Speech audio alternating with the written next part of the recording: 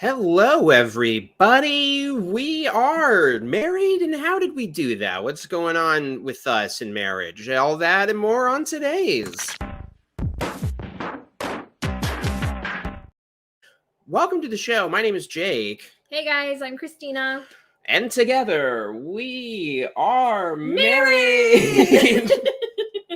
You can tell I'm very excited that we're still married. We're very excited. Still together, baby. To be still together. It's great. And we've got people watching us and our marriage unfold and possibly unravel live on stream. Ooh, in the time we're on the stream, we may not be together. That's spicy. Add a little tension to the program. Thanks everybody for tuning in. We've got some old friends and family in the audience. No, probably not. Although you never know if our family is secretly, incognito browser. Honestly, they probably are, but not for anything that would benefit us. I can't believe she's doing this. Yes, that's what I anticipate that reaction being.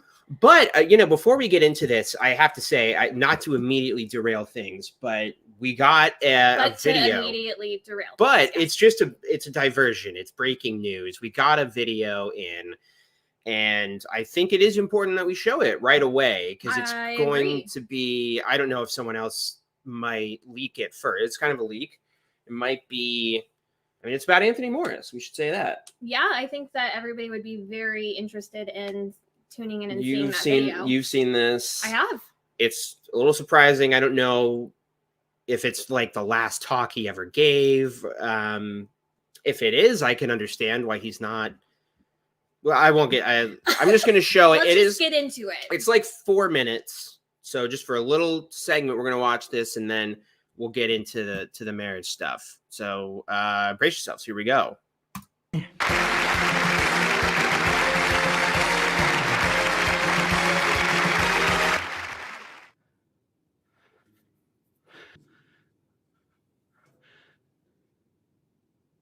So what does that mean? That I'm just another one in a long line of delusional people?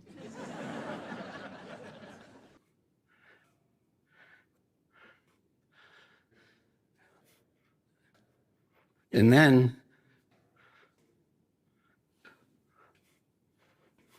I've been deluded. My faithful family members have been.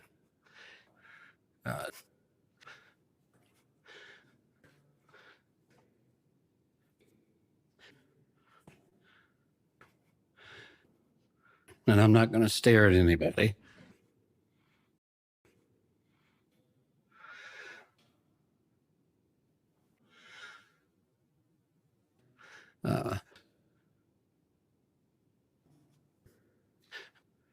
Am I bitter because the end has not yet come? Last of the last days, beautiful expression, but not going to happen. Jehovah's no longer a God of comfort.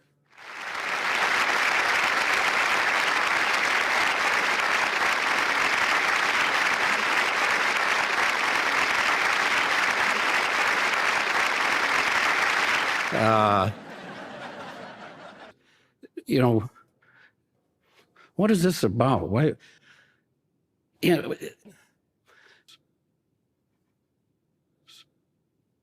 If any of you are guilty, God loves you. He forgives you. If you did that back then, maybe it was post 1975. I don't know. You didn't help anybody. But I'm going to give you a big confession.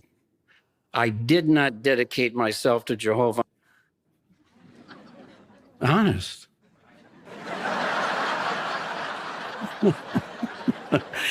But you know what year this is. What are you going to do? Now, just something to address the feelings that some have. You boys remember. We don't know. It's the truth, but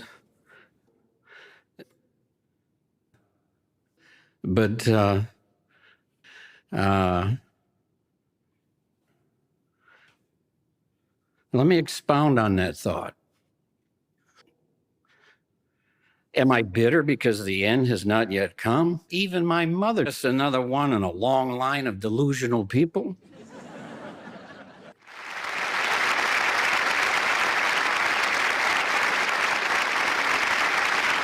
Keyword. When I was a teenager, my grandmother, an anointed Christian, commanded the doorkeeper, do not harm the boy. How did he feel?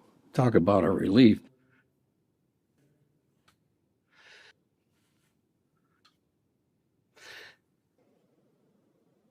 So what does that mean? That I'm just another one in a long line of delusional people? Nobody raised their hand. And what's nice, this is a fantasy. They, the governing body, want to give the greatest witness possible during the time that remains before Armageddon. They are convinced that God's new world is very close at hand, and they have faith that they will survive as an organized people into the new world under the rule of God's messianic kingdom. No. It seemed a little disappointing. We don't know why.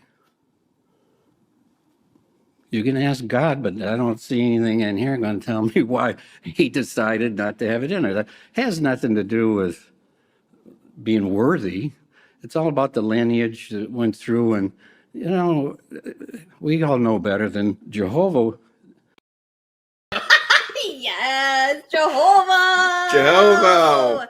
The famous Jehovah. I had to do it. And this is how it started. I was going to make just a nice little compilation of him saying, say, at the end of all of his sentences. And I just, for some reason, like pulled this talk that had all of these quotes that had these great isolated moments of him being like, am I delusional? And I had to do it. So anyway, sorry. Love that. Love it. Yes, this like I edit talks how I remember them feeling. Yeah. Just to get a little peek behind the creative process. The wizard behind the curtain. That's me, baby. No, anyway. So hey, this is about marriage though. Not Anthony Morris's marriage. Let's be clear about that. No, even though it started out with Anthony Morris. Or his mother who commanded that doorman to not harm the boy. Don't harm that boy. Yeah. Sorry. Christina is the love of my life for many reasons. One of them is because she indulges all of my very dumb, silly, creative whims. I am all about the yes and. Yeah, so. it's true. We're great improv partners. And I think that should be in one of their brochures that we're going to react to later. We're going to react to some marriage content that they have on the website. Yeah. But I think first we should, right. This is exactly as evidenced by the fact that I interrupted my own sentence. This is how my ADHD brain works as well. Okay. So I want to get your questions. So feel free to ask questions in the chat and I'll kind of mark them so we can answer them. If you don't answer any questions, we're just going to sit here quietly. Yeah. Just like silently, in utter silence. Mm-hmm. But before we do that and subject our viewers to 2 straight hours of awkward silence, I think we should talk about the story so far. Yeah. So we did a video together that I released like the first half of, and then like never got around to releasing the second half of it. Really did not. But kind of partially because I feel that your stance on like whether or not you wanted to like disassociate or fade or whatever kind of changed and we weren't sure. And so then you were on another stream where we talked about your waking up process. All of these are linked in the description, by the way, if you want to catch up on Christina's saga. No, you don't. It's not really that interesting, but if you do, cool. I think a lot of people love it. Well, thank you. I haven't gone back and watched them, so I don't know if they're any good, but hey. They're there. You tell us, These guys. suckers can watch them. Wow, that's bold words, those. So And people are complimenting us, saying that we look like a couple of snacks. Not these guys. Not these things right here. So, whomst among you woke up first is the first question. And did it take the other a long time to catch up?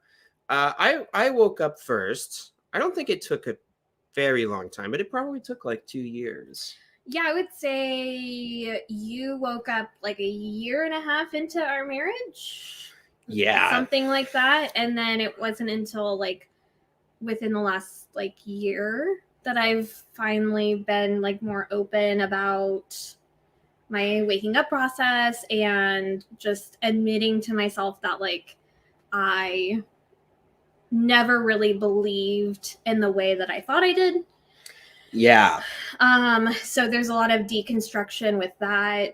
But you definitely woke up first, and it was really difficult for both of us because you didn't know how to talk to me about it. I didn't know how to handle it when you did tell me about it. Yeah, it was a whole stressful situation. We had a really also not a new tattoo, but I'm glad maybe you guys new like for the viewers. Yeah, I don't think people have seen my tattoo. Yeah, we haven't. We both got our tattoos at the same time. I got my Legend of Zelda tattoo, and you got your heart uterus. Yeah, I got it after Roe v. Wade was overturned. Yeah, and our marriage, like, we have always been so solid, you and I. Mm-hmm.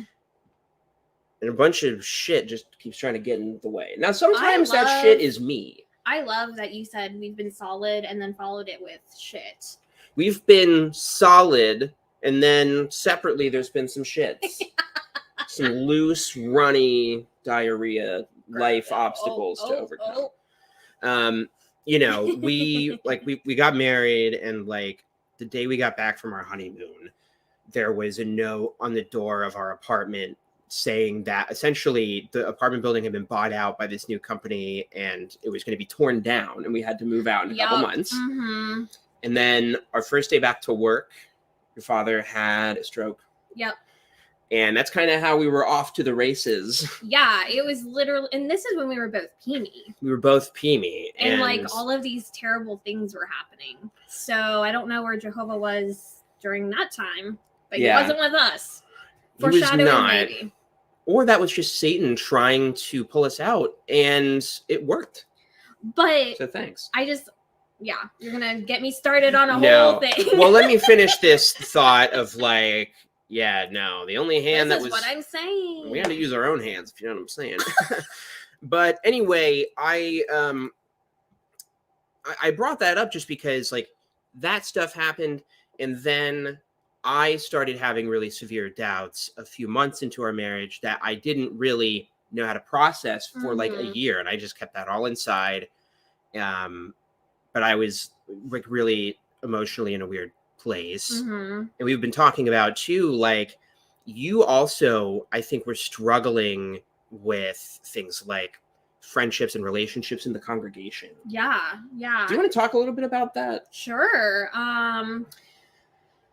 So I think that it's always, and we talked to some friends of ours about this when we went to dinner a few nights ago. Yeah. That for me, Armageddon was never really scary to me because I never believed it. I believed paradise, but I never believed Armageddon because I just thought like, why would a God who loves people actually do something like that? Like, and it was like definitely disassociation in that regard.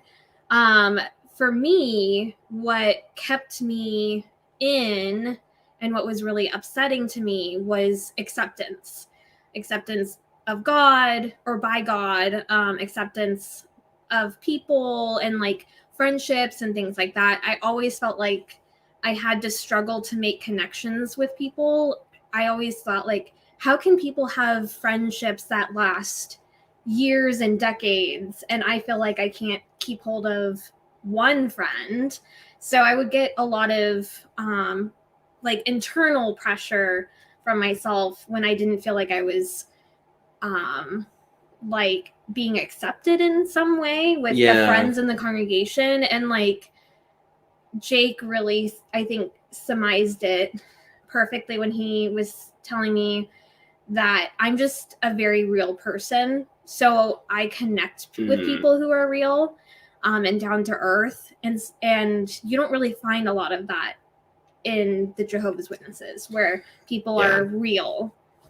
It was so funny to hear you say that, because the other night we had this conversation and I was like, I was the complete opposite. Armageddon seemed very real to me. I was very anxious and afraid about dying and being destroyed. But I think the paradise was much more hypothetical in my brain, which I think speaks to our difference in like our personalities too. I think you are more optimistic and I'm more naturally pessimistic. And then, you know, maybe we've swapped a little bit. That could be. I don't, not that you're a pessimistic person. I hate everything. No, but you know, it made me really sad to reflect on that those struggles that you had feeling not accepted by the congregation, because now you are like, you're such a friendly person.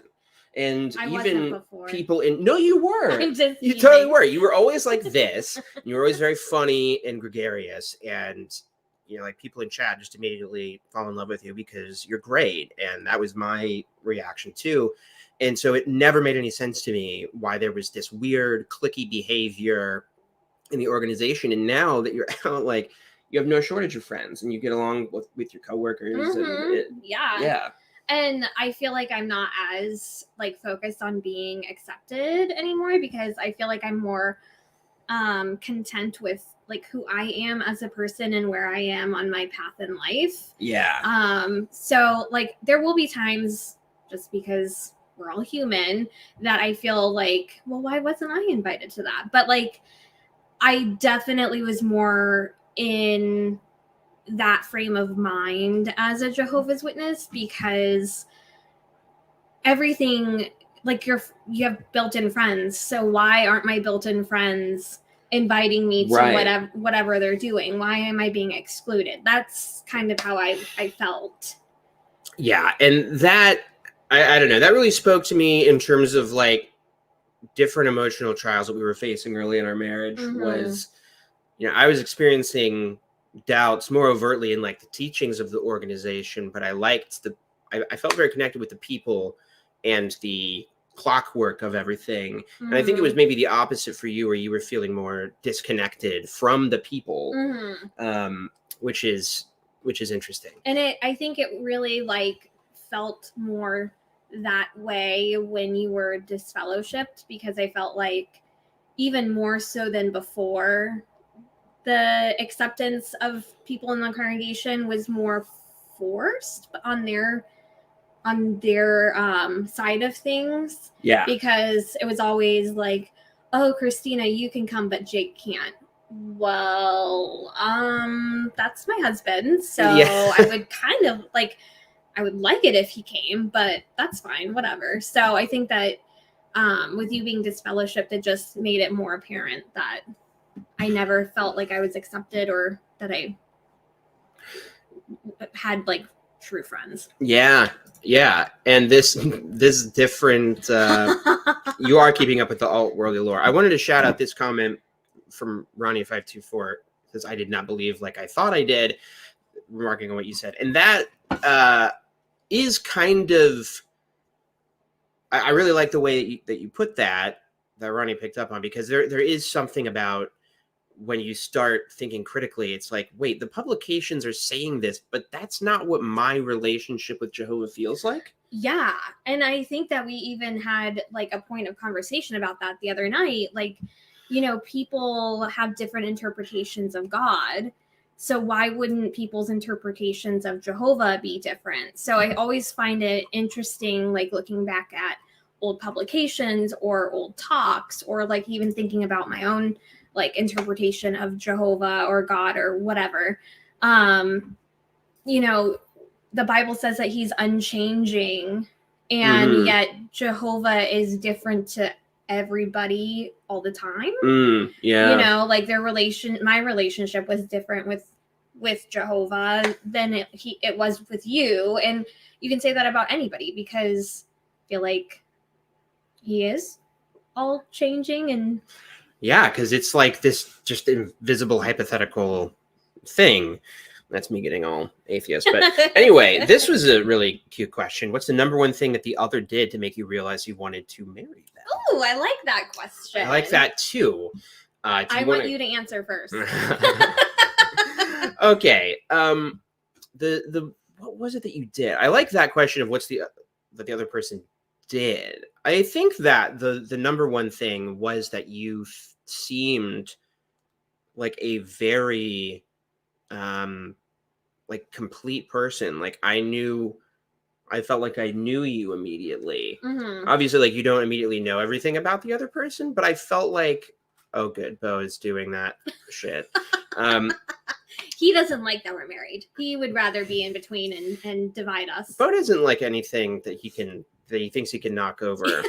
But it was, we've kind of talked about it feeling like love at first sight in a way. And just like that first conversation, it was so easy and funny and exciting. And I just loved talking to you. And well, I remember, and I don't know if we told the story in the like dating video, but when we first like reconnected after not having a lot of contact with each other for years and years, and we shook hands, and it was like, I know this sounds super cliche, guys, but it was kind of like everything kind of like faded away. What'd you say about a cliche guy's butt? No, I'm sorry.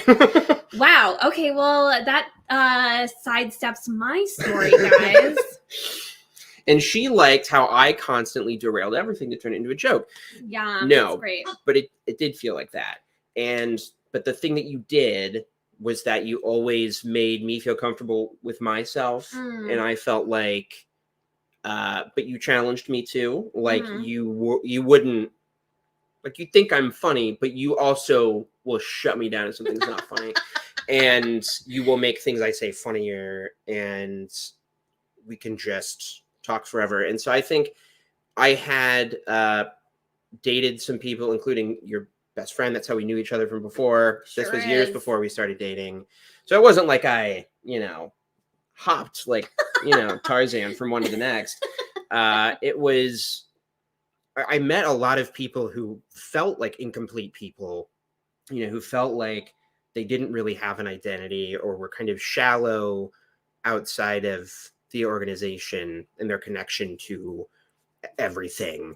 But you felt like a real human being with 3 dimensions. Thank you. I guess like a worldly person, despite being very spiritual. I mean, I think that I was just raised to be true to myself. My mom would always say, we worship Jehovah for Jehovah and not for the organization. I think that's what kept me in for a long time, because it goes back to, how Jehovah is to each person, right? And Jehovah was specifically something for me personally, but I could go without the organization. And I think that that's why I'm just a more spiritual person in general.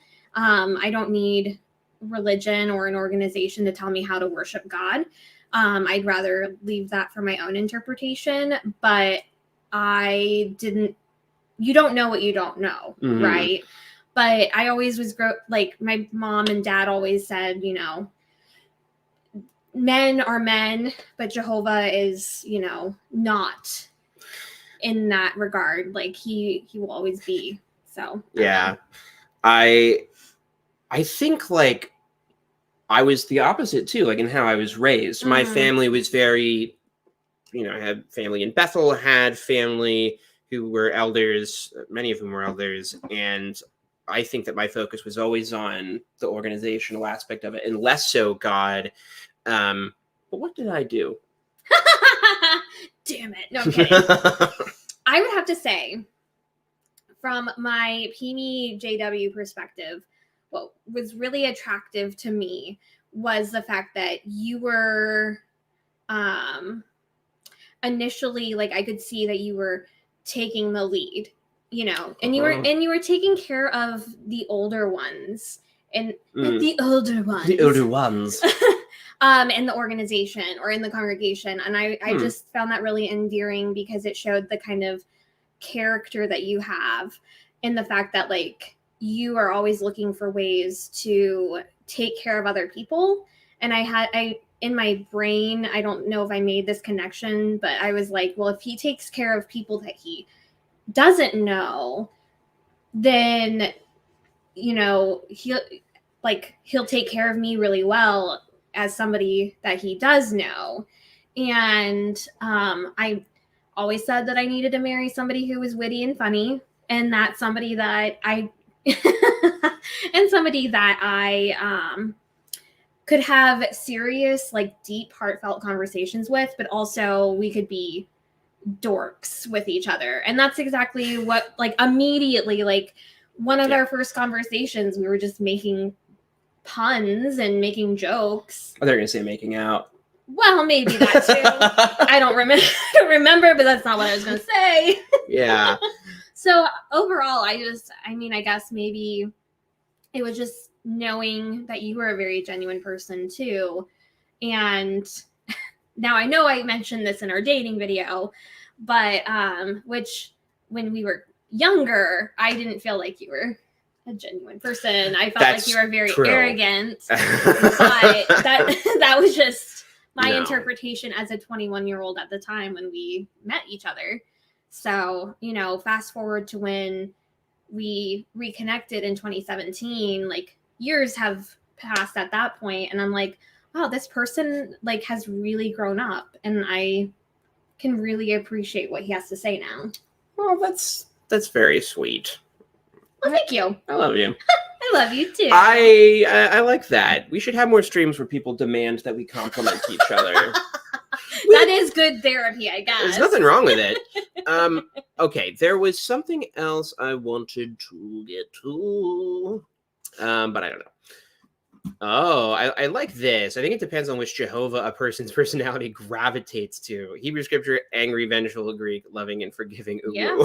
Yeah. Yeah, no, totally. And so true. I think I did gravitate towards Jesus and all that bullshit. Did you? Well, I definitely did when I started researching the Bible and reading it again for the first time. But when you were preemie, I feel like when I was preemie, I just wasn't interested in the Bible at all. But I was what I did like though, what I did read, I guess I haven't thought about this for a while, is like Psalms and Proverbs. Mm-hmm. I would reread those a lot because I did like the poetic language, and it did feel like it captured a breadth of human emotions, from like crying out in pain, but also like begging for forgiveness and being sad. I guess that's why I like the songs. There's a lot of people like singing their heartache. It's kind of angsty. It really is. And it has nothing really to do with God. It just has to do with the actual like character emotions. It's like, right? I love you a lot, but please don't kill me. But what the fuck why aren't you helping me? But then thank you for destroying my enemies. God never did destroy any of my enemies, by the way. Well, that's what you think. Oh no, we have a surprise announcement. I know where the bodies are buried. I'm totally kidding. Well, let's get to wait, there's a couple things. Bear what he says. As a child, I remember asking my mother why Jay would have to terrify people with Armageddon instead of just making all the worldly people just disappear. No, it has to be scary, so people are freaked out forever.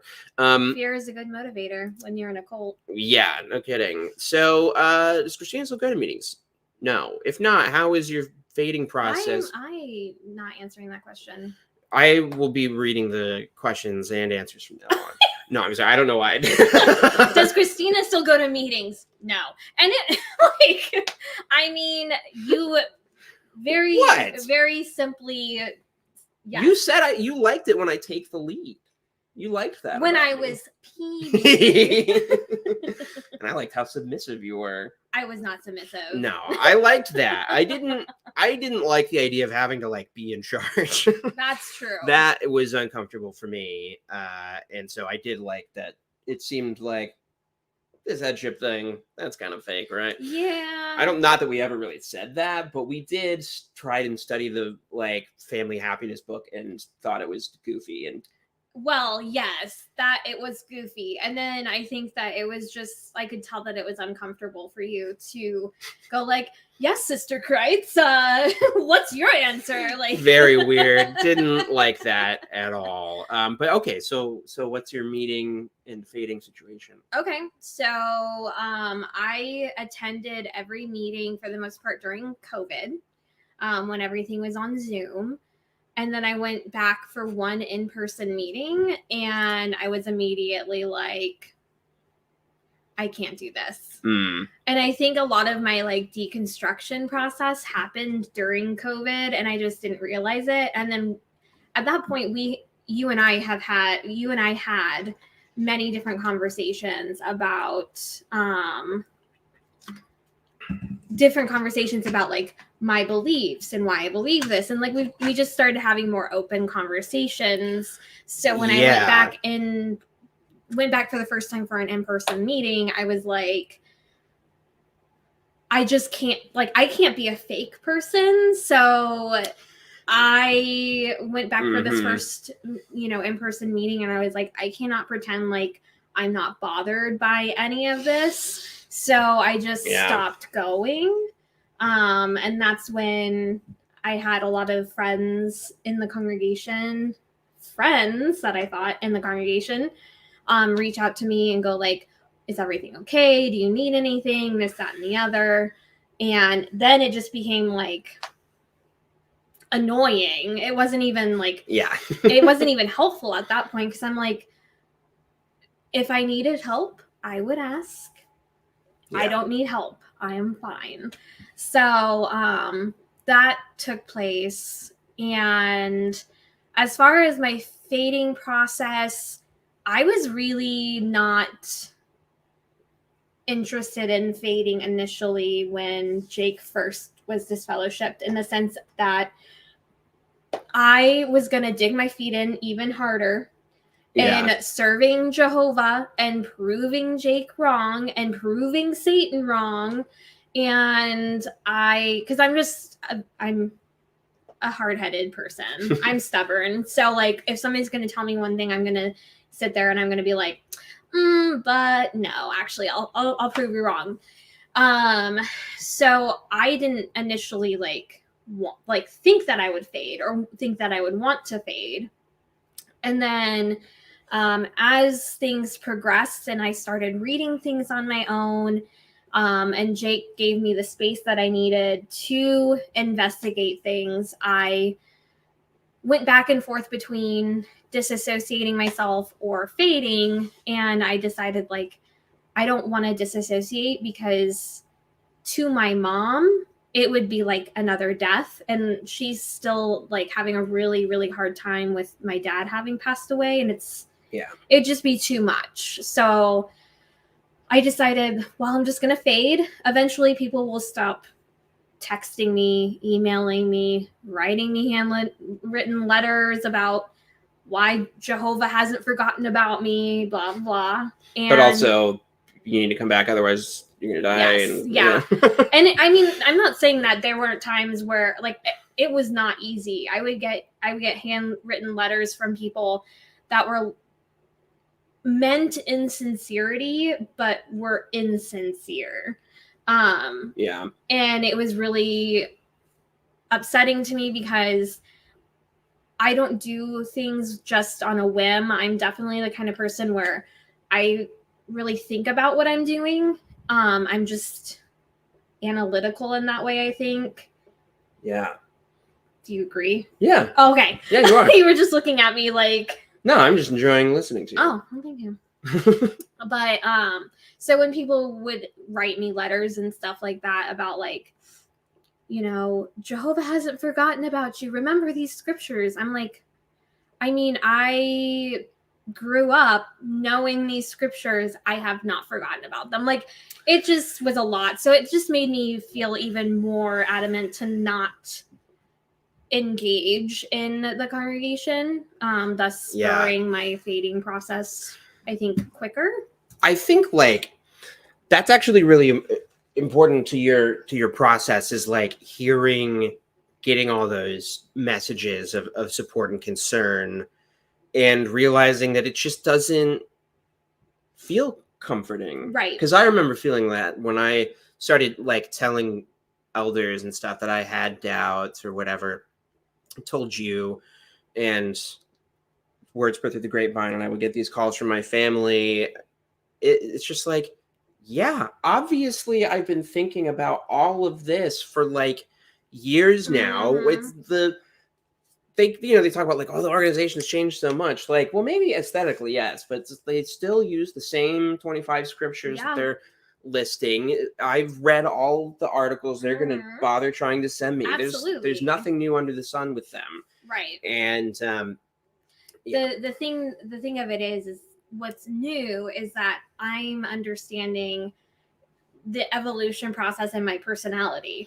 And I want a personality, and that's what's new. It's not the organization that's new, and they don't like that. They don't like when you start to evolve. They want you to be very complacent and passive in where you are in life, and to do anything different than that is not okay. Even though I'm the same person I've always been, I haven't changed. I've just changed in my perspective of things, not the way I think.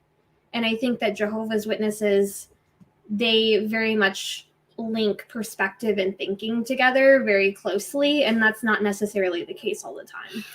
Yeah. I also, I lost my comment, sister. Come back to me. Okay. There's some good comments here I wanted to get to. Okay. First of all, thank you from Japan. How cool that people from Japan are watching. Now, this is a really good question. How does college compare to the Theocratic Ministry School and Watchtower study? I love school immensely more because unlike the Watchtower ministry school, I forgot what it was called for a second. Yikes. Damn. That's a little bit of progress. Unlike the ministry school, I am not told what to think. Yeah. And how to present facts or present information. And you're learning new stuff. Yes. Actually, you're not getting reminded of stuff you were taught when you were 7. Correct. Yeah. And like, I'm encouraged to be a critical thinker. In fact, like that's a huge point in anything as far as like education and like growth and learning. Like that's a huge point. Like you want to be a critical thinker, otherwise you're just being spoon-fed everything. And that's what it was in the organization. You're spoon-fed whatever mush they decide to feed you. It is. What are you talking about? This is solid spiritual food. These are the deeper things of God's word. The unadulterated milk. Hey, I say it's adulterated. It should be disfellowshipped. I remembered my comment. Yes, brother. When we were talking about, you being stubborn and wanting to prove me wrong, I also have that personality. But I think if we want to talk about things we did that made things work for us, I think we had horrible times where it was, we would just be sobbing, crying, and not understanding how to communicate and talking past each other. I mean, really, like some of the most painful times I've ever been through. And it wasn't clear that it was all going to work out. But I think we both, came to a realization that we really wanted to be together and that we could find a way to come together on things we do agree on. And, I wanted to prove you wrong by not being the stereotypical example of an apostate or unbelieving husband, the passed out with beer bottles guy in, like the Bible Teach book, which is not to say that I never got passed out with beer bottles, but I didn't drink beer. I drank liquor. But I think that was a big shift in both of our thinking, where we were just like, we can still come together on things that we agree about. Yeah. And I think in doing that, and like when you would get those letters, I wouldn't jump on it and say, That's what I'm talking about. That's why I left. You can see it's like culty. I would just say, I'm so sorry, and I would let you talk. And I really kept things to myself. And I have a YouTube channel. That's not the kind of personality of a person who likes to keep things to themselves. That's true. It was challenging, but well, yeah, I mean that was the initial like challenge of our marriage when you woke up, was not pushing things on me, because I had such a visceral reaction when you would go like, but what about this? And I'm like, I don't want to talk about the organization. There's nothing to talk about. Like, I would really push back on you.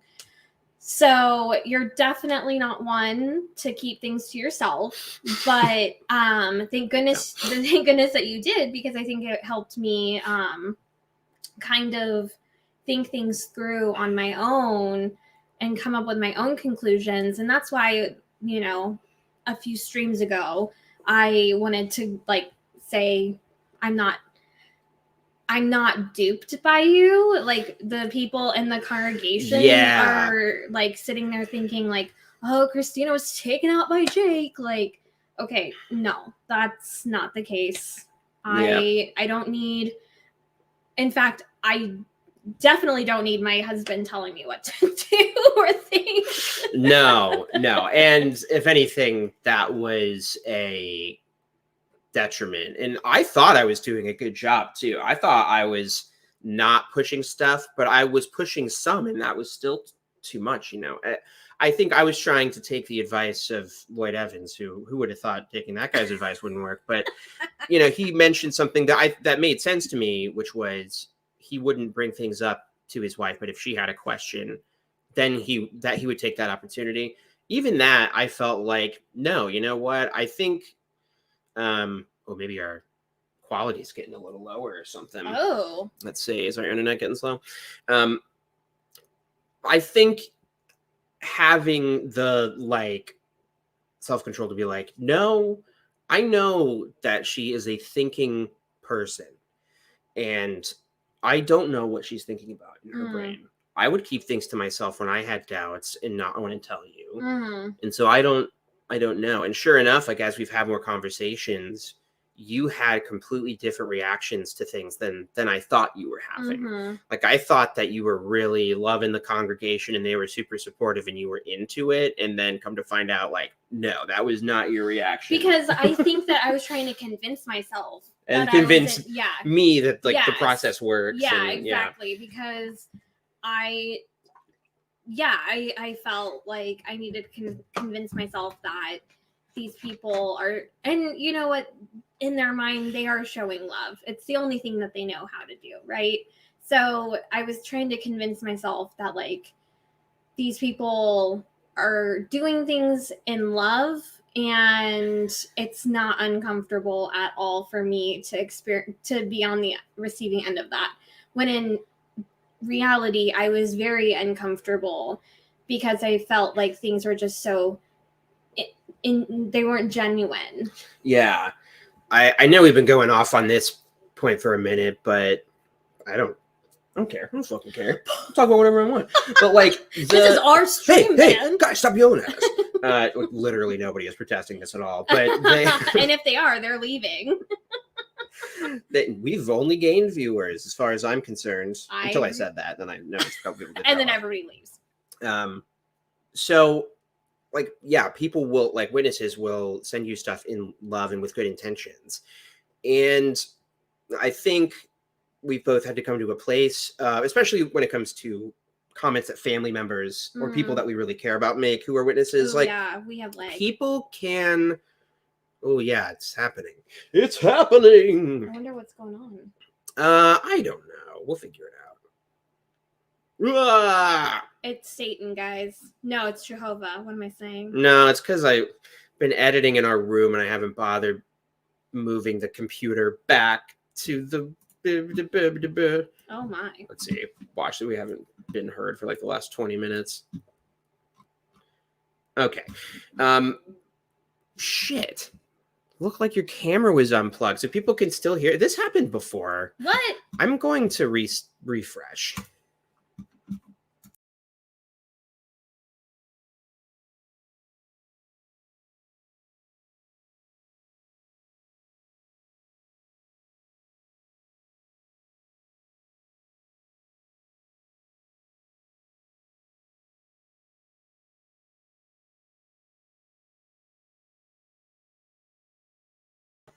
Okay. For some reason, yeah, don't forget to like and subscribe to this stream that isn't working. It's amazing. The angels are trying to stop us from speaking our truth, but we can continue to speak it with shittier visuals. But anyway, like, I mean, I still look good, so that's all really that matters. I've gotten some compliments on my hair that we're going to get to shortly. But somebody said shouldn't have brought up Lloyd Evans. I think that's probably what it somebody is. sabotaging the microphone.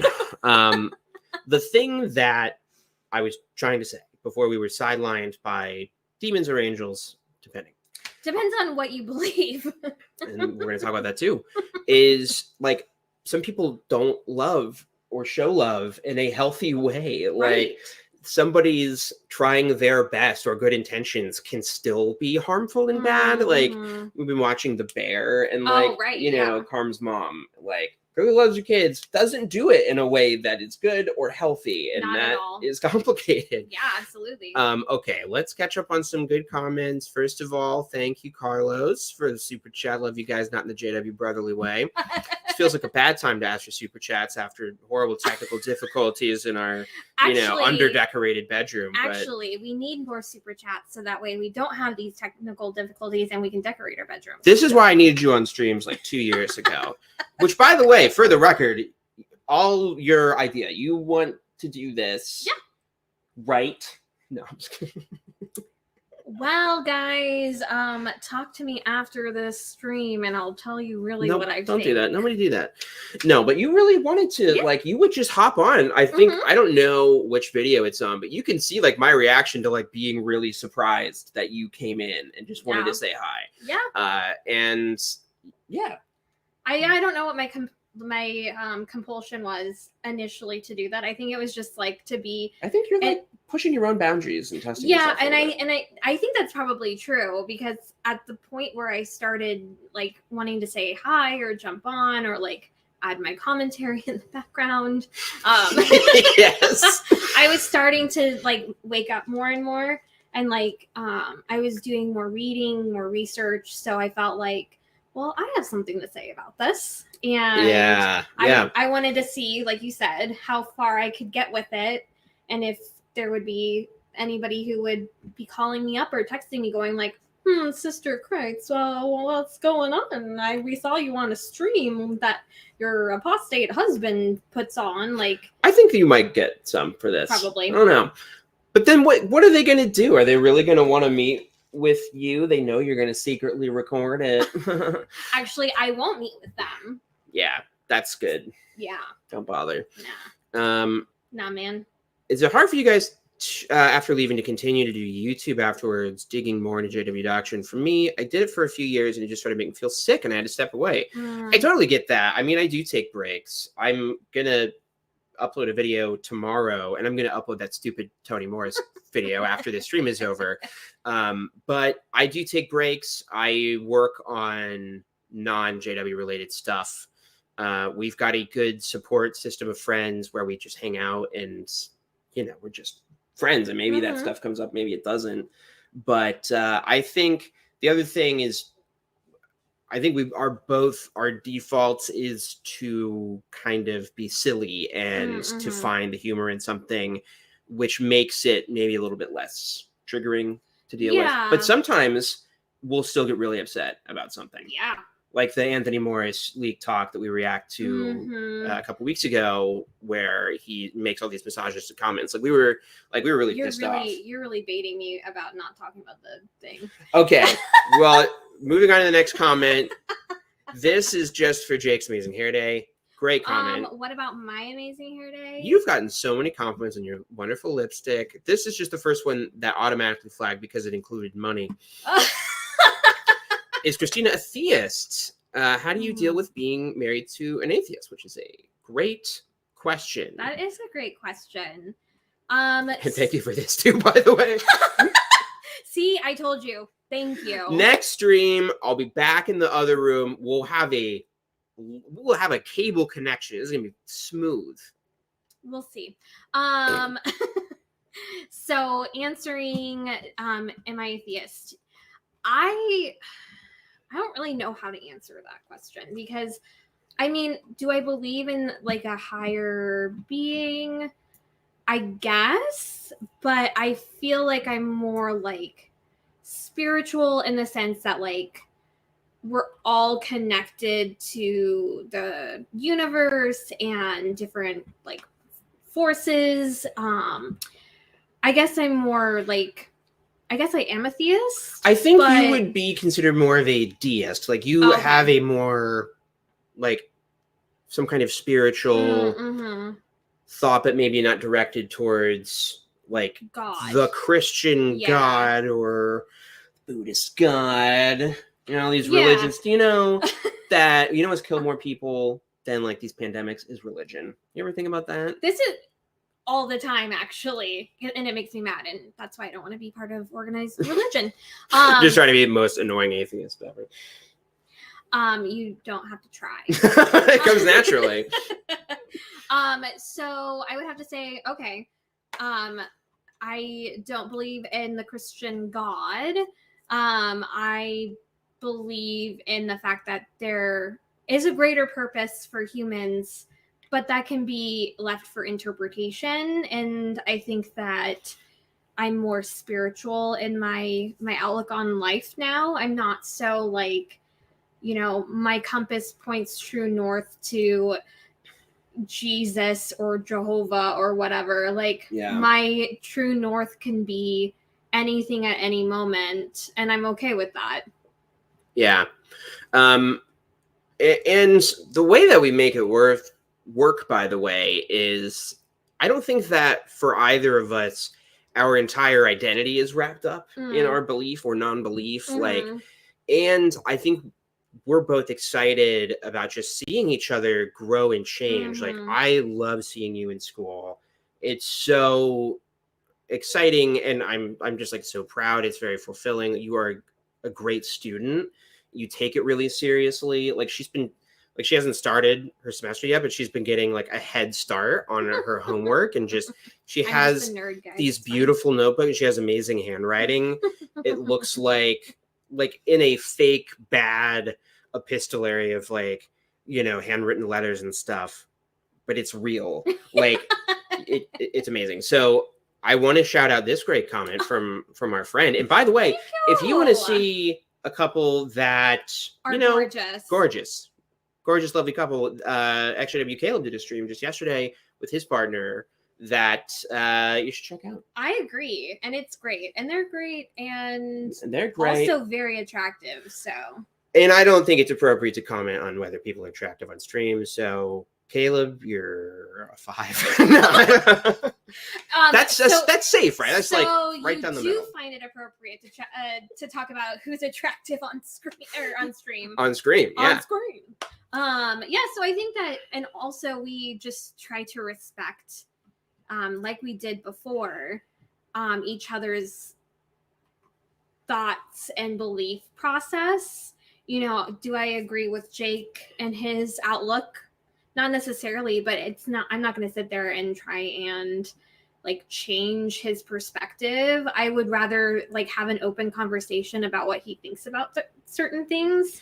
Yeah, and I also feel a bit more like I went through that whole process as you were going through your, kind of initial waking up process. And now I just feel like atheism is not something that I talk about a ton. Like I read a lot, but more like novels and I think that like when we talk about that stuff, instead of getting defensive like we would when I was mentally in the Jehovah's Witnesses, we couldn't talk about that stuff because I'd get defensive, and then you would get defensive because you're like, I'm just trying to help you, and so it'd be like a dog chasing its tail, right? Yeah.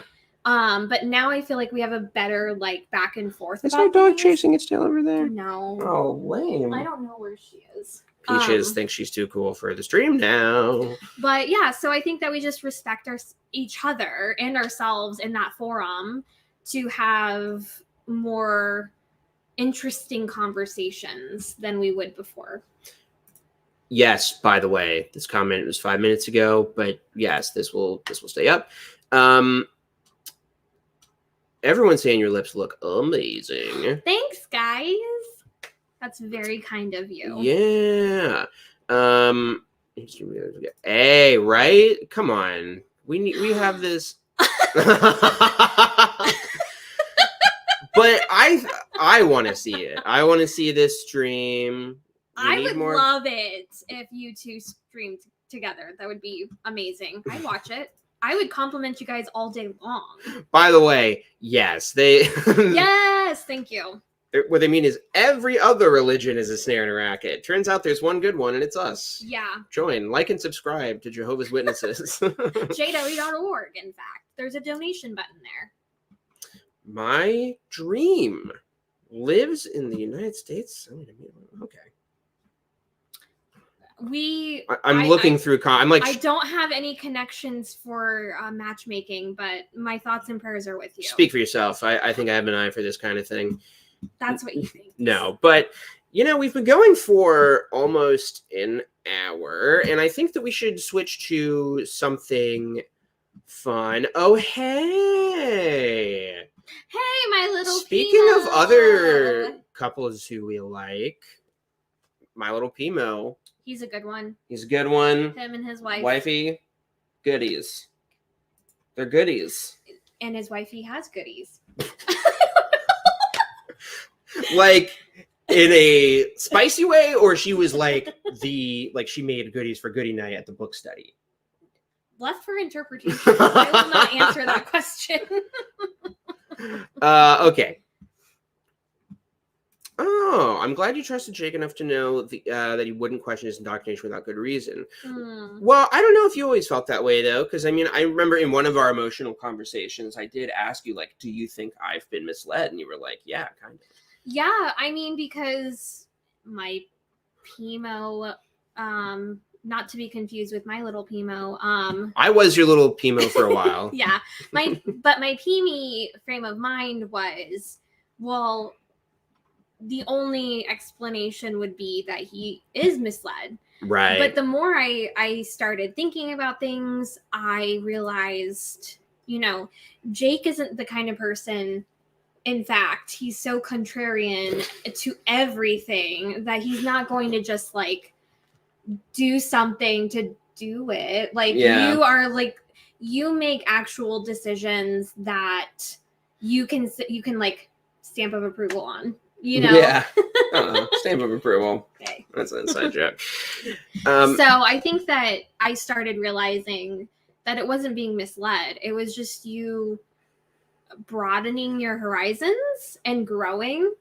Yeah. And I think then that scared me because I'm like, well, I don't want him to outgrow me.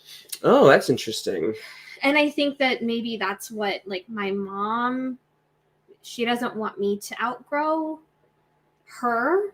I think that's true. And I think that's true of many Jehovah's Witnesses. It's the fear of you realizing and understanding, and then that allows you to grow and your perspective to broaden. Yeah, it's kind of like impossible for anybody to leave the organization. Where's Peaches? People are saying Peaches. Did she walk by? Or are people just demanding and chanting like it's a, I mean, I get soccer it. game? I get it. I wish that we like had a crowd full of people chanting and she like marched. Oh, wait, there she is. She's like, no. She's like, I know what you guys do. You pick me up and show me off. Okay, so we're going to. I was probably in the middle of saying something that made sense, but now I don't remember it.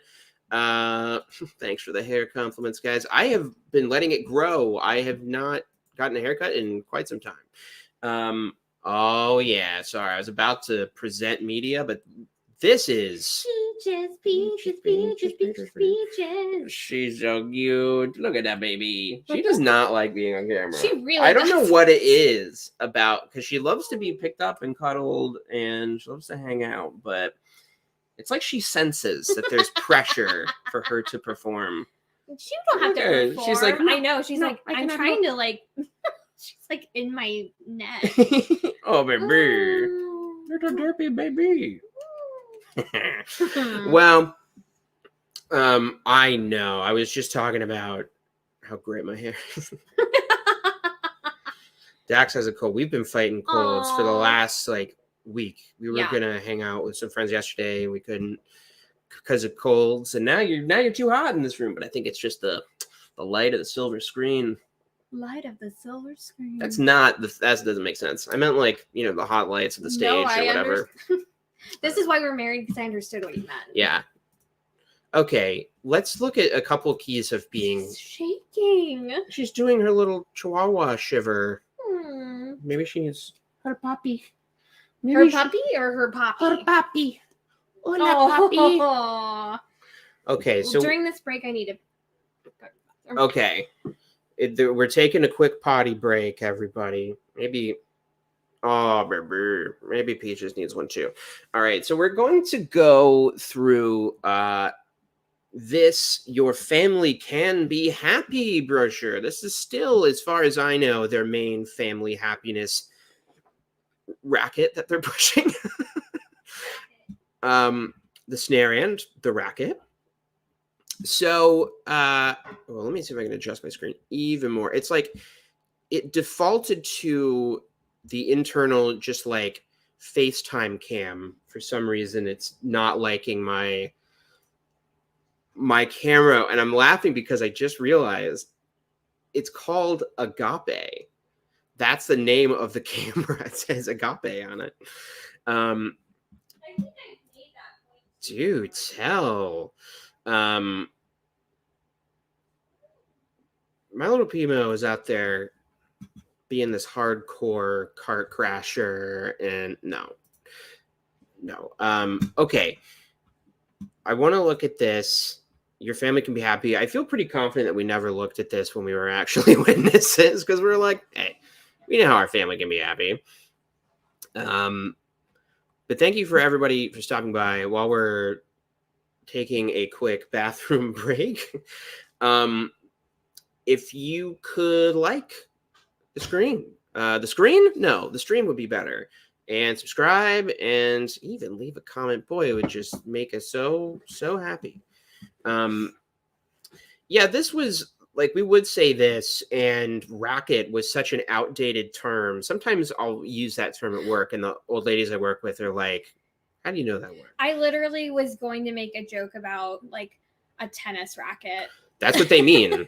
I mean, that net is a snare, and then you literally have a racket. It's true. Yeah. Okay, so. Well, thank you. Sorry, weird, awkward pauses. I'm reading chat. I'm totally zoning out. All right, look to God for a happy marriage. We tried this. Doesn't work.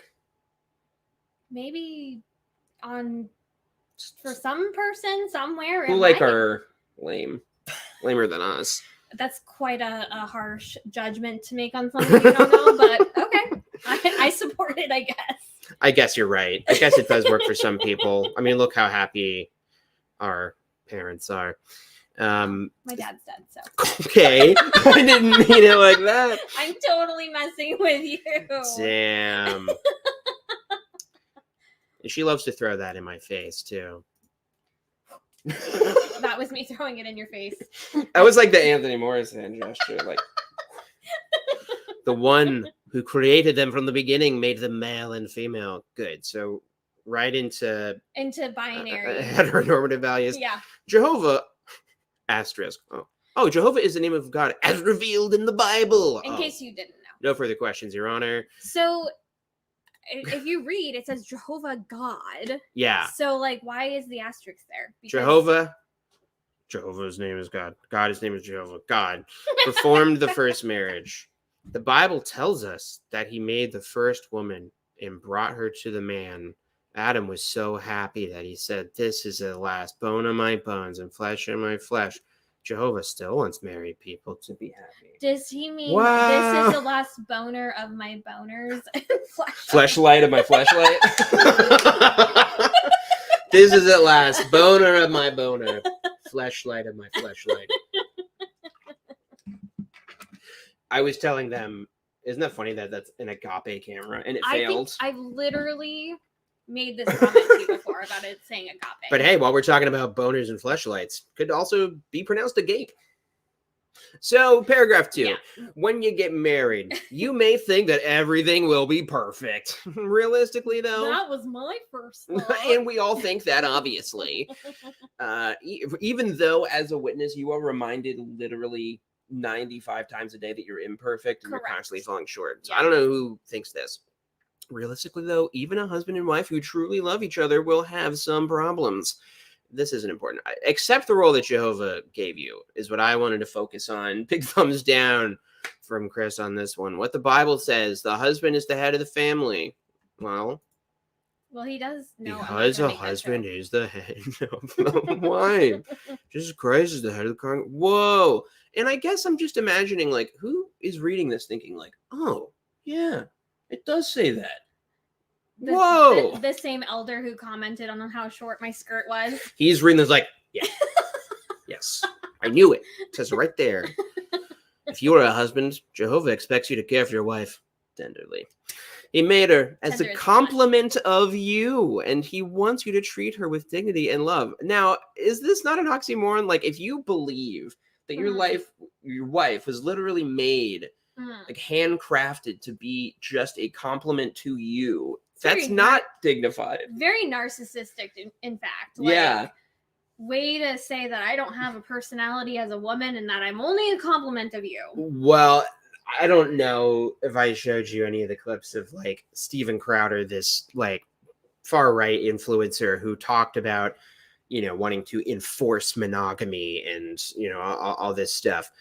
Of course, he's getting a divorce. And wasn't he the one that was like terrible and said terrible things to his pregnant wife? Caught on camera saying all these horrible things, but saying stuff like this, like this is your wifely duty. And I brought that up for a reason. God damn it. I totally lost it. Woman? Yes. The compliment of you, like his big video was like, I picked wrong. Like it was his fault. Because he picked wrong. Like he was going through a lineup of potential marriage mates. Isn't it God who picks for you? So he didn't pick wrong. That too. But it's also just like very like demeaning to be like, absolutely. Hey, I picked you to be with me. Your husband. Your husband who needs to smoke cigars and drink whiskey while being pregnant, go and get our dog's medicine. Oh my God. Watch the video. It's astounding. Chef's kiss. Speaking of the bear. Yeah, because we were literally just thinking about it. Or saying, nope, never mind. Now, as a wife, I think you should pay attention to this. Jehovah expects you to respect your husband deeply and to help him fulfill his role. Oh, I'm sorry. I wasn't paying attention. What? Support his decisions and wholeheartedly cooperate with him. This is page 1 of this brochure. It's quite unfortunate. When you do, you will be beautiful in the eyes of your husband and of Jehovah. Jehovah's I like, must be really ugly then. He'll think you're ugly if you're not wholeheartedly cooperating and supporting the decisions of your husband. What if your decisions of your husband are, I'm going to beat you tonight? Do you have to cooperate and be wholeheartedly supportive of that? Well, if it doesn't show an absolute endangerment of your life, then yeah, you should grin and bear it. Grin and the bear it on FX. Oh my God. Reading is boring. We all learned today. I hereby renounce books forever. We're going to watch this video, which is fun.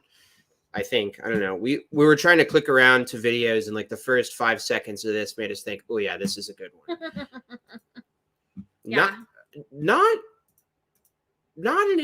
like, I don't know why I'm trying to make this sound fancy. I tried to watch one that seemed like it'd be good, and it turned out to be all about polygamy. Yeah, you said weird. that, which is weird. It was really weird. Was it pro polygamy? No, it was like somebody who was in a polygamous relationship and had to get out of it to meet Jehovah's standards of marriage or something. So that it is okay to leave a marriage in That's that a very niche example of when you can leave a marriage mate. Like, I feel like that's so unrealistic. Like 99.9% of people are not going to have that same example or that same experience, and that's what you're going to use. What?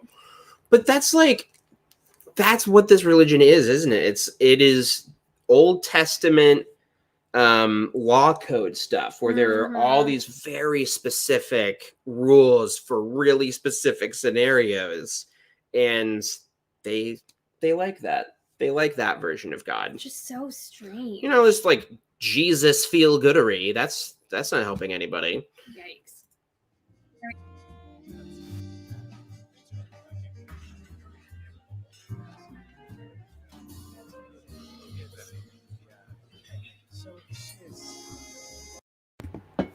Beard? Well, goatee. So we should know something is amiss. And you pointed this out. I didn't understand what was happening. What's he doing that's bad? He's trying to toast. He's raising his glass to toast. Raise a glass to freedom. And she literally pulls her glass closer to her. Closer to her heart where Jehovah is. To keep from toasting with him. Like, I will not toast you, husband. It's fine that you have a goatee, but toasting. If we clink our glasses together, that is us inviting false gods who don't exist. Clink.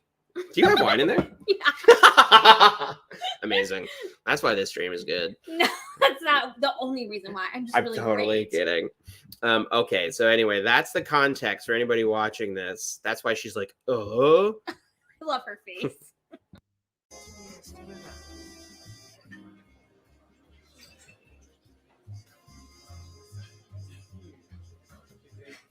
How did 15 years go by so fast? Wouldn't even toast on their anniversary. This is what I'm saying. What the fuck is this? I never understood that as a witness. Clinking glasses? It's just like, as a witness, you don't say bless you when somebody sneezes. Otherwise, you're like being... Yeah. Like... Yeah, you're... Weird. You're like...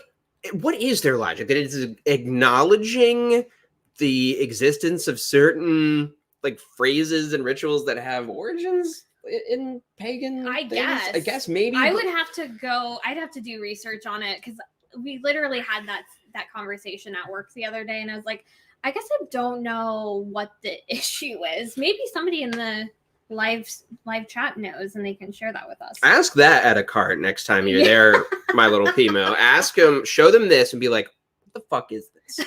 Why don't you toast, and why can't I say bless you? I love toasting.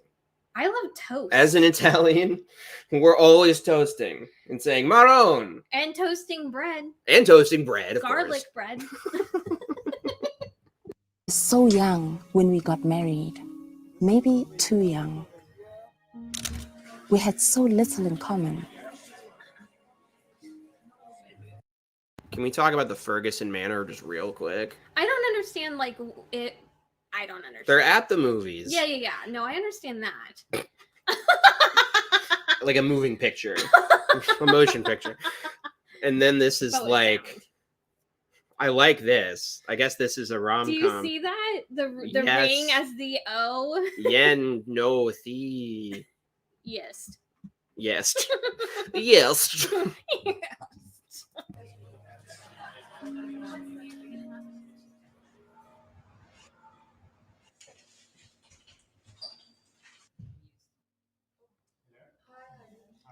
When I started studying the Bible, I thought Thomas would be as excited as I was to learn the truth.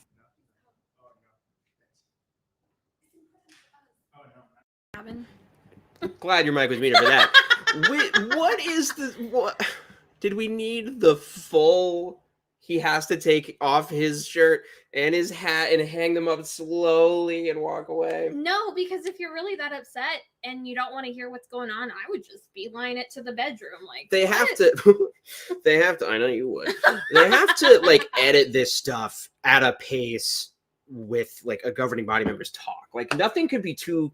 like fast-paced on the website, because the whole vibe of the religion is slow, dragging on forever, like this system of things, quite frankly. But we're in the last days. Yeah, they've been there for a minute.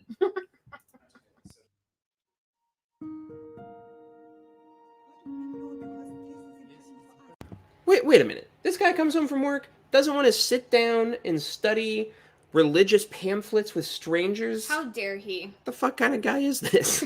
Well, according to her face, the worst kind of guy. What? He didn't even seem like he was being rude. No, he didn't. Him hanging everything up and walking away, rude. Don't ever do that ever. They hate unbelieving maids so much. Yes. They hate it. They almost never portray it as the wife who's unbelieving. I feel like the Wife of Lot video is the closest they've come. Where I think that there's been a few demonstrations where the wife was the like unbelieving mate, but it doesn't happen very often. Just like I don't know. We talked about this, I think. Yeah. How like it's harder to imagine like a JW 19-year-old finding a worldly woman who would be interested in him. Yeah. Because he doesn't have anything to offer. No. As far as like, he probably doesn't have like a good job. Like he spends like what, he's like full-time in the ministry or something. It just seems like, yeah, I don't know. But then I feel like it's like sisters who are portrayed as like they're the ones who are being tempted out by the handsome worldly guy because they're attractive and this person's attractive and look at what they do. They're poaching our young women. And that's why these worldly men. We're all a bunch of incels. True. We are kind of recovering incels. Even if you had sex as a witness, it almost like didn't count. No, because it wasn't fun. Hey, it's big piece. I'm just kidding. But every conversation we had on the subject seemed to turn into an argument.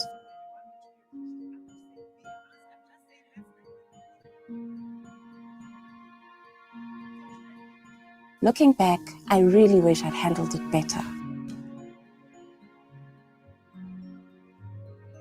As the years went by... Whoa, the necklace from the drama! He does have that necklace. It's because it's the cinematic universe. Why are we doing that? I like how they're like, he's so trendy and worldly, but like... But he's wearing a newsy cap and his a cap? necklace with the African continent on it. That's not trendy. I like his hat, but I'm not his saying shirt, it's bad. I've always hated the button-down shirt that has a different color collar. I think it looks... Like a priest? Yeah, I think that is the yeah. association. Mm-hmm. What's this guy? Think he's a priest, but he's not even serving the true God? She's a priestess. He is not a priest. And this was like kind of you trying to bring me back in. You know, you'd be show me your Bible, like, hey, look at this. Would I do that? And I'd be like... That's a very realistic situation, isn't it? They portray realistic scenarios. And then they say after you watch it at the meeting, they're like, well, that's a very realistic scenario we just watched. Yeah, they tell you that, so you believe it. Very encouraging. Didn't we appreciate that? Wasn't that nice? And then everybody claps for 10 hours straight. Yeah. He did become more open to discussion.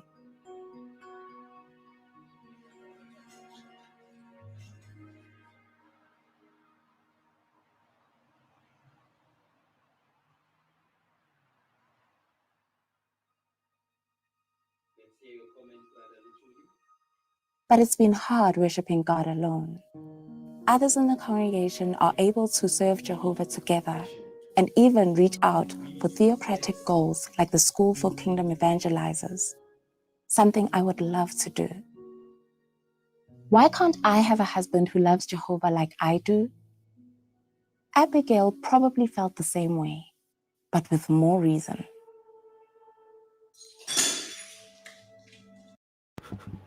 Think back to Bible times where everyone was white. What is this? And imagine how you, as a Black woman in modern history, can imitate the example of a white woman from ancient Israel or whatever. This is so bizarre. They like using Abigail as an example of their modern issues with what we would call mixed faith marriage and what they would call having an unbelieving maid. She was married to Nimrod, right? Yeah, that Nimrod. Don't be a Nimrod. Well, you know why they called him that? Because he was stupid. Because his rod was nimble. It only is after the Bible was written that it was a bad thing. But that it was a cool name at the time. Nimble Rod. Like and subscribe. Like and subscribe. Her husband was a bully and a drunkard, and was despised by his entire household.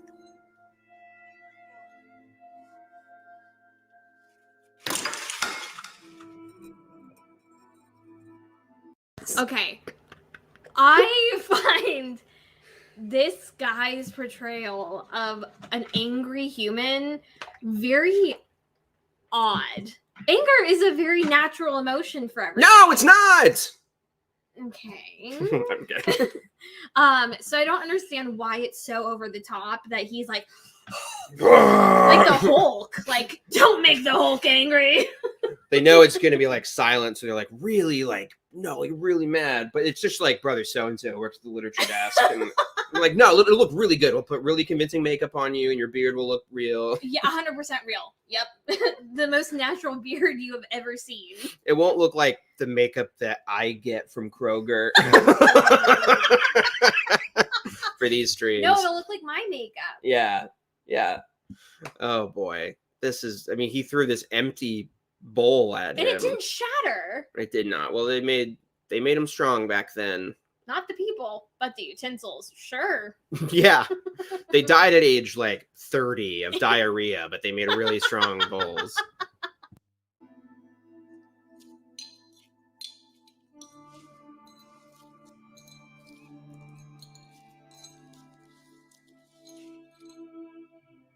At that time, many marriages were arranged, so Abigail had very little control over her circumstances. But her words and actions showed that she was a spiritual woman who didn't focus on what she could not control, but what she could. Now, this is where I think it's very deceptive. Like, don't focus on what you can't control. Thank Focus you, on what you can. deceptive. Thank you, deceptive. That is only a joke for us. The reason, I'm so sorry. No. The reason why though is when we were dating or like newly married, I was giving a talk at another congregation, humble brag, and we stayed for the Watchtower study, and the guy had this very like deliberate manner of speaking. Yes. And so like after someone's comment, he'd be like, "Thank you, appreciate that. Thank you, perceptive." And so it sounded like he was saying the name is like that. He thank was you, saying perceptive. yes. He was saying like, "Thank you, sister perceptive." Yeah. Like, "Thank you, perceptive." We say thank you, perceptive 5 years later all the time. It's very funny to us to say that. But this situation, like our sister does have control. She could control this. She could leave her husband if their marriage isn't working, but she can't because she's a Jehovah's Witness. This and she is what I'm saying. she is trapped in this completely like arbitrary made up system. She Mhm. doesn't have to be stuck with this guy. Right. The organization probably drove her to this. Well, no, because I guess they were studying. Well, she anyway, was studying, but never he mind. was not. I forgot that the origin was like, well, they got married when they were worldly, so she didn't know any better. Yeah. Which is, I feel like it's too convoluted to like actually be a point worth taking home. Like, yeah, well, because they always want to avoid portraying something controversial, which would just for them be acknowledging that like a sister who was in good standing fell in love with somebody in the world and then got this fellowship for Right. dating a worldly person. Like, Right. they don't like that because that's complicated. yes, nothing should be complicated ever. Thank you, complicated. Thank you, perceptive.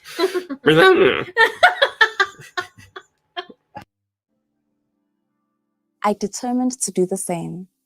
I meditated on Jesus' words at Matthew chapter 19, verse 6. What God has yoked together, let no man put apart. To Jehovah, marriage is permanent, even my marriage to an unbeliever.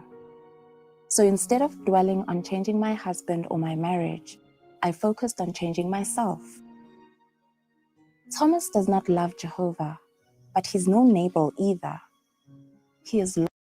It's Nabal, not Nimrod. Oh, whatever. Hey, It doesn't matter. He's an able Nabal. I guess Nimrod is who built the Tower of Babel, right?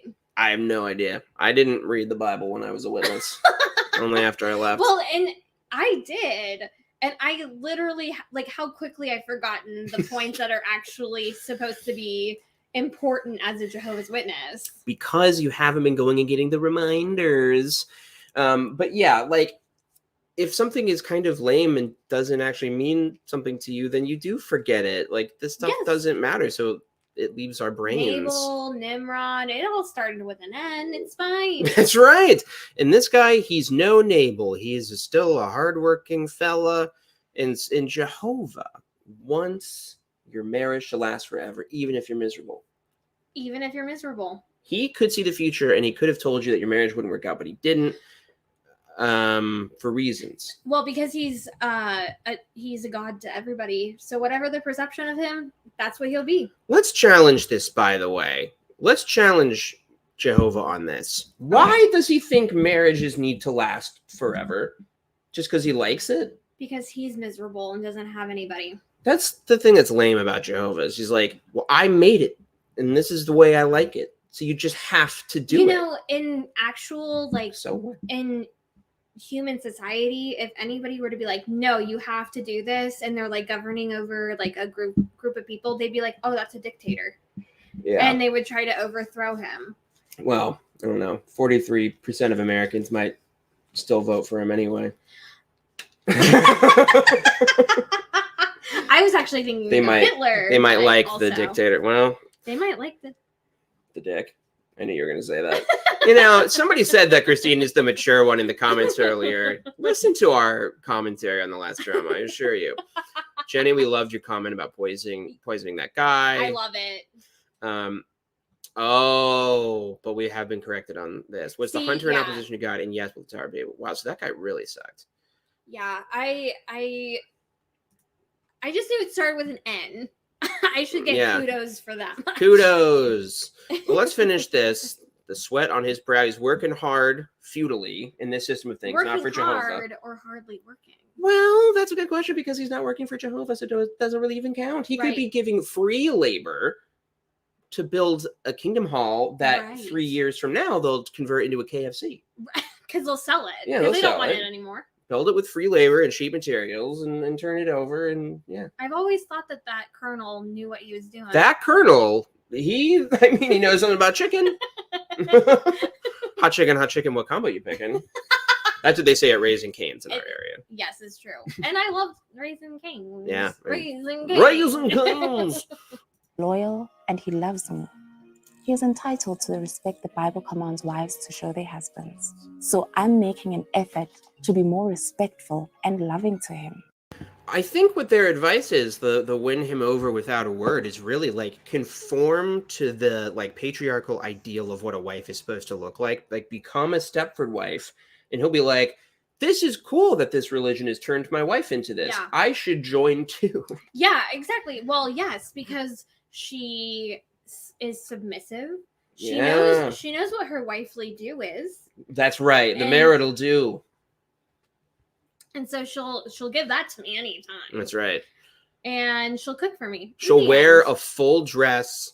He's wearing his little clip-on, his plastic snap-on Oshkosh Bagosh suspenders, and she's wearing a full dress. Like a 1950s dress. Just in the house, just walking around. And don't get me wrong, I love 1950s dresses. Sure. Like, they're the best, but like, I don't want to be a 1950s housewife. Yeah. No, but the Watchtower does want you to be that. I know. And I don't know. I feel like I've never really thought about that. Mm-hmm. How like you're going to win your unbelieving husband over without a word. And it is that. They think that if you are the Stepford wife, that your husband will be like, oh, wow, they really whipped her into shape. Or hello, darling. Is that what it's called? I think so. Something Darling. The Florence Pugh movie. Yeah. With Harry Styles. Yeah. Good movie. We'll talk about it on the show one day.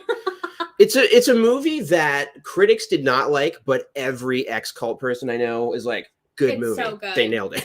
I'm like, absolutely. Yeah. For sure. They tapped into something very real with that. Yes. Don't worry, darling. Don't worry, darling. That's what it's called. And if anybody in chat corrected us, I don't have that screen up, so you didn't say it first. Where's my marital due? Serve it now. Do me. Oh boy. It's funny because in my brain I always think marital due as in marital DEW, like dew on like how the earth was, watered before the flood. Yes. There was just a morning dew. Noah would wake up and say, honey, I got a big day of building a box ahead of me. Honey, where's my morning dew? Where's my morning dew? Oh yeah, Jenny. Yeah. Okay. Yeah. It's true. Okay, let's finish this video. I think we pretty much got it, but what? Thomas hasn't developed an interest in the truth or started studying. But I have the satisfaction of knowing my God is pleased with me, and I have the same view of marriage that he does.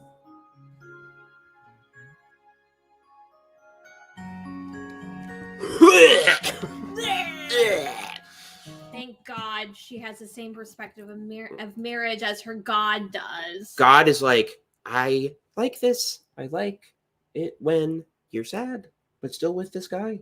Well, if you're sad, you're doing exactly what God wants. But the thing about it that's extra sad is that she doesn't seem sad. It seems like she actually loves her husband and her husband loves her. Yeah. And the only thing coming between them is this completely arbitrary impediment that the organization is putting on them.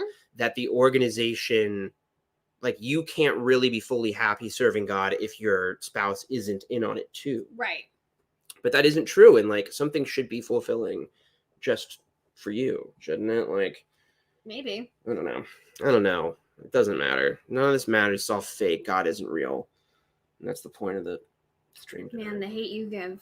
The hate I give. That's right. Based on that book. No, it's not. No, very different. Okay. I think it was the 2012 February watchtower where there was an example of a woman getting hit by her worldly husband, but she was praised for staying since he actually joined the religion. Yep. Like, he's a totally different man now. He's all... Yeah, he's hitting her still. People just... It's behind closed doors, right? She's not telling anybody about it. And they have all these examples of violent people who join the organization. It's very weird. But I think, like, this is totally off topic. It has nothing to do with marriage or anything. But I've been thinking about that because I've been thinking about that as an idea for a video because I want to understand, like, what it is about. They have all these experiences that seem like they're real because they will interview the person on the program. They're like, I was so violent, did all these crimes, and then I found the organization. And then, like, you hear the governing body talk, like that Sam Hurd talk where he talks about getting military training in heaven. Right. Anthony Morris, RIP, obviously was also very looking forward to that. Well, he wanted to pick up another gun, so. And sorry. No, I don't know. But it was like a heaven gun. Everybody else has bows and arrows. He's got a Rambo style Gatling gun that's just like shiny gold.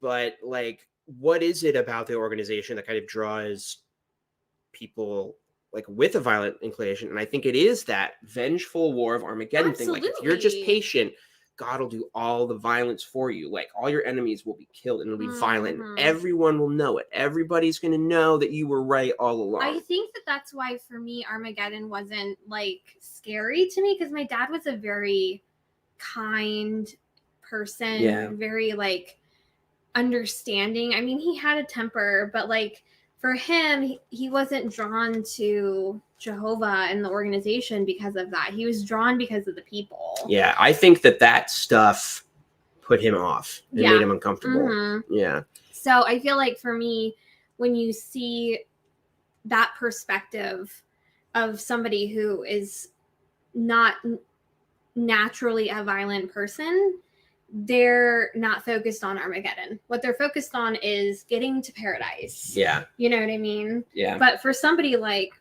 Anthony Morris or Samuel Hurd or anybody else who has more of a vengeful spirit, like for them, Armageddon's where it is. Like they want to get there. And like, if you think about it, to go back to the Bear, that show we've been watching, it's a show about like, chefs. Yes, chef. In a very, very high pressure environment, but it's really great. And one of the things that they hone in on is that people who do have trauma or like things they're trying to work through are drawn towards the discipline and focus of it with that feeling that you're trying to help people, but like it will give you a rigid structure. It'll keep your brain busy. It'll keep you out of trouble. There will always be something to do. And I think that just for anybody that has that, like if you have harmful tendencies or trauma you're getting over, you could channel that into doing charity work or helping other people through a nonprofit or, you know, becoming a chef, or you could do it by joining a cult. And this is the thing that occupies all of your mental space and time that you can just be thinking about all day, every day. Yeah, absolutely. Yeah. Well, now I don't need to make the video because we figured it out. Thank God. Yeah. Well, literally, depending on who you ask. We got one more nice comment, and then I guess we can wrap things up. I grew up in a spiritually divided household, and it did not go like that. It was awful and confusing. We pretended to be meek at the meetings, and there was all kinds of arguments and yelling at home. I think, I'm very sorry to hear that. I think that's very common. Yeah, unfortunately. I mean, because I think that the like patriarchal theme theme that's set before, you know, witnesses like family or individually, you can't not portray. Like if you're constantly suppressing yourself in public forums, you're going to explode on the people that you love and, you know, private behind doors. Like you're going to retaliate on them because you can't be who you want to be or need to be outside of your, you know, house. And it's not healthy to repress yourself. It's important to get help for those tendencies, but you can't just bottle things up because they will eventually spill over, and it's going to be the people that you love that it's going to affect the most. And that's such an unhealthy, toxic tendency within the organization. Yeah. We're getting some really nice comments about this. I hate that. That's why my mom was married to with horrible elder husband over 20 years. She would follow the rule that you can't ever leave your husband. Yeah. And this makes me think of a story. I might have told this to you before, but it's a good one. So me and a friend, when we were single and probably like in our mid to late teens, you know, I would go over, spend the night at his house a lot, and we'd go out in service and stuff the next day. And so but I am still very anal about like being early. I really get anxious about being places on time. Yes. Because I'm normal and don't have any problems, and my dad was nice. And so we got to the service group very early, but not too early, like 15 minutes before the group starts, and the door was unlocked. So we walked in because, you know, we met at a family's house, and this it was an elder and his wife. Elder baptized me, so I know this elder. We come in and we hear screaming from upstairs, and it is him and his wife like having a marriage-ending argument. It is like you have never been the same since you went to blah blah blah, and we were just like literally the Homer Simpson backing into the shrubs. I mean, like we like stared at each other like, oh, we need to leave. And so we backed out very quietly because they clearly didn't hear us walk in. And we go back in like 5 minutes later. We like wait for another family to show up and go in and then follow them. And of course, they tried to act sort of normal, and he tried to put his wife in another service group, and it didn't work out that way because someone was like, "No, I got plans with so and so," and he's like, "Well, we can work together then." I don't think. You know what, karma. That is all I have to say about that. But they got divorced like, I don't know, 7 years later. But like I thought about that, like, oh my God, they were together for so long after that. Yeah, because they were forced to try and make it work. Like, I'm not like, you know, supporting divorcing your partner at any opportunity, but also like when you're not a good match for each other because you feed into the toxic tendencies of the other person and vice versa. Yeah. That's not a healthy place to be. I don't care what God you serve. Like, that's mentally exhausting, and that can cause a lot of mental and emotional harm on both people involved. And you shouldn't be together if that's the case. Yeah. And good point. In the bloodthirsty governing body, do they ever really sit down and think who gets killed? Who gets to kill the non-JW cancer-riddled children who aren't JW sick bastards? Oh. Yeah, when I was making that Toni Morris edit, it was the talk. I found that clip of him saying, like, you know, when the end comes, everyone's going to be destroyed unless you're a toddler. And if your parents are witnesses, Jehovah will take care of you that way. But like they definitely do. They've clearly had meetings where they work out the logic of like, okay, toddlers under the age of this age are okay. They'll survive. But only if their parents are witnesses? Only if their parents are witnesses, in which case if all bets are off. Yeah, if your parents aren't witnesses and you're a toddler, well, sorry. Even though like you as a toddler do not have like just the brain capacity because you're still developing to understand the world around you, you're going to be killed because of that. Yep. Cool. Okay, awesome. Glad we cleared that up. This is maybe a good comment to end on. People change, and sometimes people change for the worse, and you shouldn't be stuck with the person who's not even the person you married.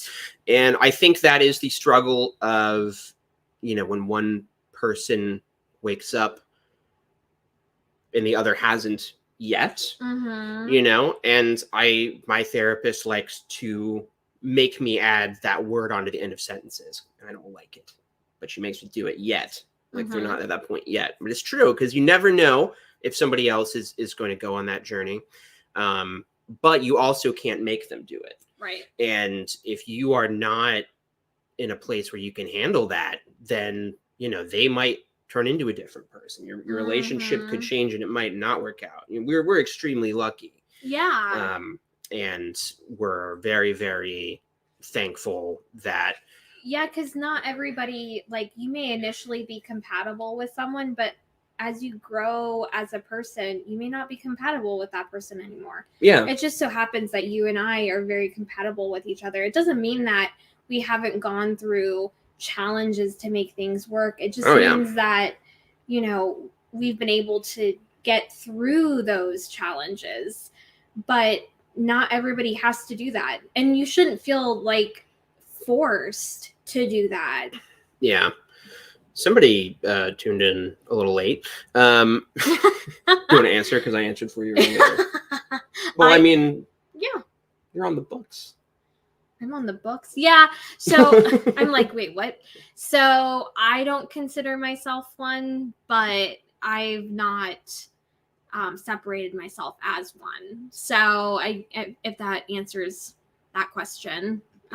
The way that you're intending the question. No, I think that's right. It. Watch it secretly, like one of the elders from my judicial committee, like, and we hit the end on the tape recorder. Got her.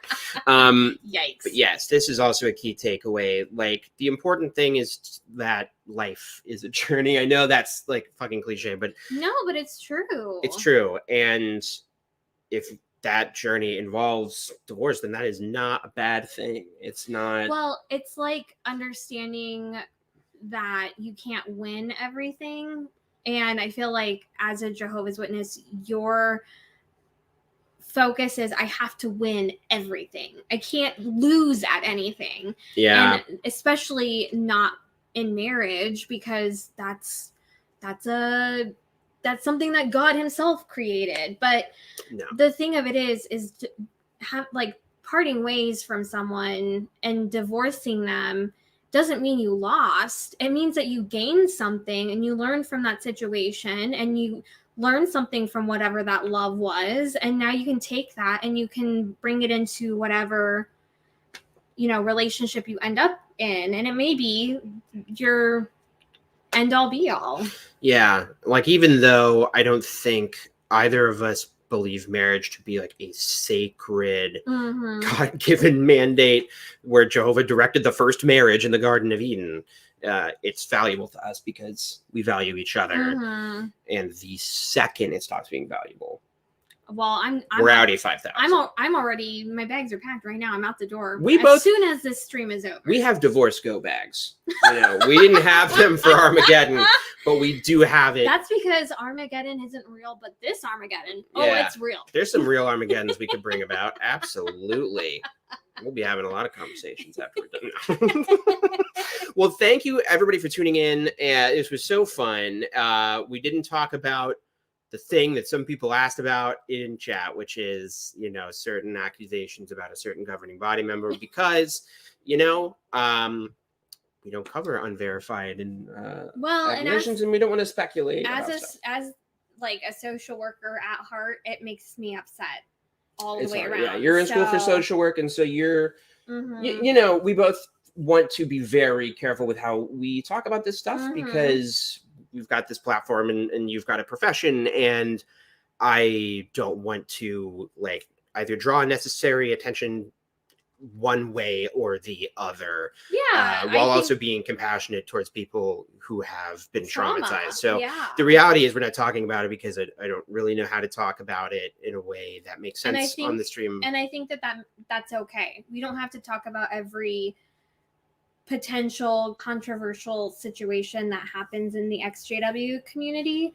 And I think that's okay. So yeah, and we also that's another thing that I had to work on that I think has made me a lot happier is realize, and I think getting off of social media, like Twitter most notably, has been helpful for me in this regard, which is I don't have to have a take on everything. Well, I don't feel that pressure. According to XJW, Caleb, you have to talk about everything. I saw that. But I felt a pressure to do that when I was on Twitter because I see everybody talking. I could instantly be in that conversation and then it's over. Sometimes those conversations don't have to exist. And when you comment on them, it perpetuates it. Forever is not the way I meant to start that sentence. I've been reading words in the conversation, but not having a take on everything. There's a comedian who hosts a bunch of podcasts, Matt Gorley, I like. He's also on Conan's podcast, if you listen to that. He said something about Twitter a long time ago. I will never call it X. That's not what it's called.